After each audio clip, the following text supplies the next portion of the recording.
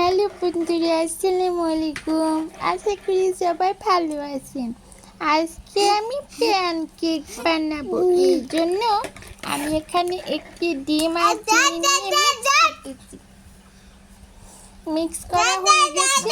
এখন আমি এখানে চেলে রাখা আটাগুলো দিয়ে দিচ্ছি। এটা আমি ভালো করে ওই ডিমের মিশ্রণের সাথে মিক্স করে নেব। মিক্স করা প্রায় হয়ে গেছে। এখানে একটু লিকুইড দুধ দিয়েছি, ওটা ভিডিও করতে ভুলে গেছি। এখন আমি একটা নারকেল দিয়ে নেড়ে দিচ্ছি। এই তো আমার ব্যাটারটা তৈরি হয়ে গেছে। এখন আমি চুলার মধ্যে একটা প্যান কড়াই বসিয়ে দিলাম এবং চুলাটা অন করে দিলাম।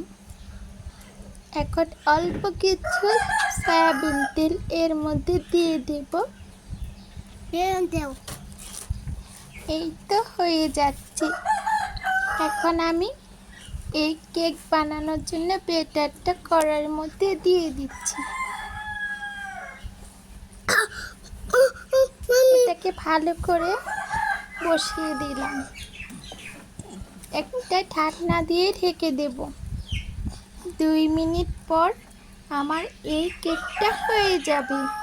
ইয়ারে এই তো আমার কেকটাকে এখন আমি ঢাকনা উঠিয়ে উল্টিয়ে দেব। আমার রেসিপিটি ফলো করার জন্য একটি লাইক কমেন্ট করে যাইন। এখন আমি একটা দিয়ে উঠিয়ে দিচ্ছি। ওয়াও, অনেক সুন্দর হয়েছে আমার প্যানকেকটা।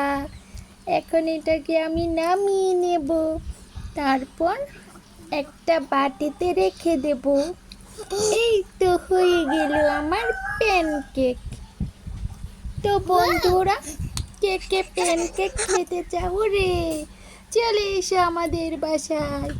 এই তো আমি এখন খেতে বসে গেলাম। মজা, অনেক মজা। ভালো থেকো। আল্লাহ হাফিজ।